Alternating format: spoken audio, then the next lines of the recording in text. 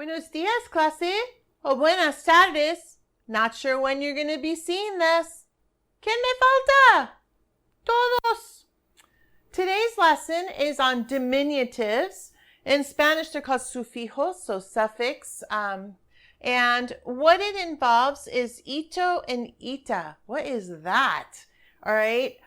We're going to talk about that a little bit more. Very quick lesson. This is another one of those things that would have been kind of added on as part of a chapter, not like the main lesson or the main thing. We tend to use ito or ita to make something sweet, like sweeter or more endearing, or we're using it as something to say that it's very, very small. All right. Something that I learned, so here's an aside for cultural knowledge. My family being from Colombia, we use a lot of ito and ita in our speaking, trying to make things sound sweeter or nicer.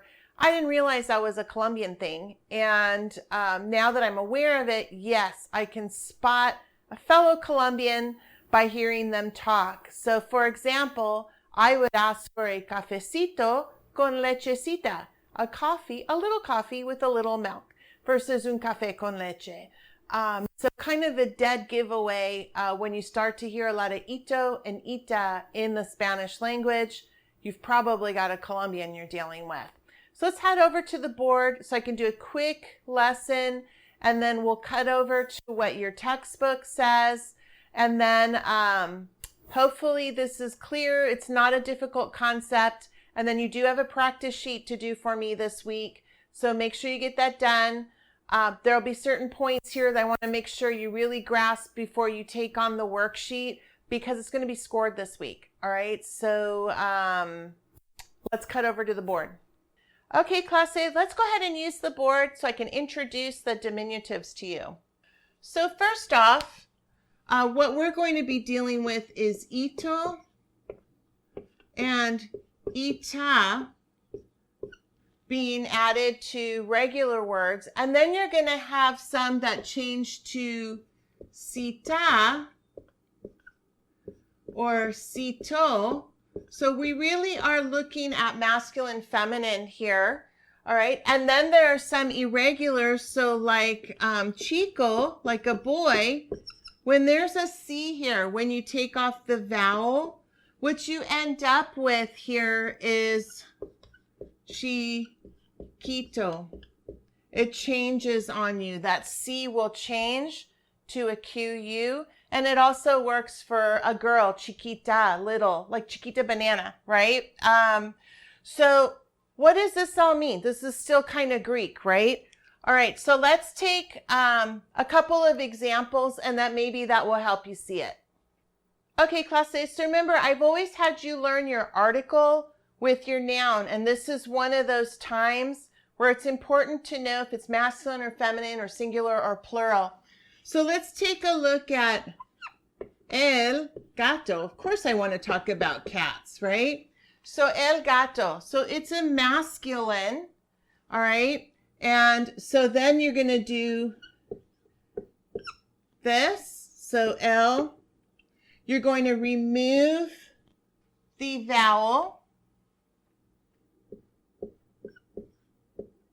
Gatito. Okay, so this means, oh, the little cat. But what if I have multiple little cats, like kittens? Then it would be los gatitos. Okay, so it does change masculine and singular and plural, masculine and feminine. All right. What if you have puppies? Oh my goodness. So what if we have dogs? So then again, we have el perro.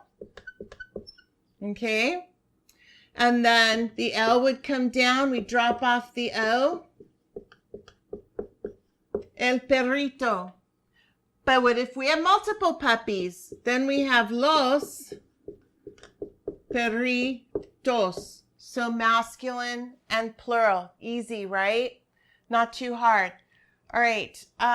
So you just have to keep an eye. If it's masculine or feminine or singular or plural, Does it end in a vowel? Does it end in a consonant? Oh, there's some differences there.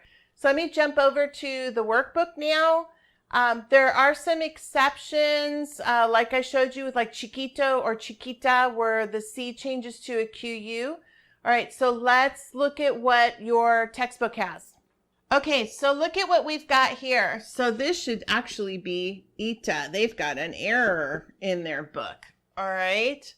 So la casa, all right, goes to la casita. Notice you've got a feminine here. All right. So therefore la casita. La chica, remember I told you this is one of those, when you take off the vowel, you're left with a C. The C changes to a QU, la chiquita or el chiquito for a boy, all right? And then we've got the dog, so we have el perrito. Remember, if we had plural, we would have los perritos, okay? So remember, the article, just like always, has to match what your noun is doing. Okay, so let's scroll down a little bit. Okay, so if the noun ends in N or the vowel E, take a look. Now we're using C-I-T-O, okay? So el ratón could be your computer mouse or a mouse in your house, all right? So notice this. So you've got the N and then you're just adding C-I-T-O. Café, un cafecito, okay? So we needed to hang on to the E, all right? And then you've got the itocito added to it, all right? So el cafecito, el café. Little discrepancy here, and I want to make sure I point that out. So notice that the original word has an accent here. The workbook is, or the textbook is really dropping the ball here, because you actually needed to keep the accent over here. It was not dropped. And so that's a little disappointing. So make note, don't drop your accent, okay? Muy importante. So again, if you end in A, then it's ita. If you end in O, it's ito, all right? If you take off your vowel and you're left with a C, you drop in a QU, all right? Again, as I said, it could also be a term of endearment. Like for me, my abuela, my grandmother, was never called abuela. She was abuelita to me. So little grandma or sweet grandma, all right? So just remember, it's also a term of endearment. I hope this helps. It's a very quick type of lesson, can be a little confusing, but I think once you start doing it, you'll see it's not that difficult. All right, have a nice rest of your day, and I'll see you in class. Adios.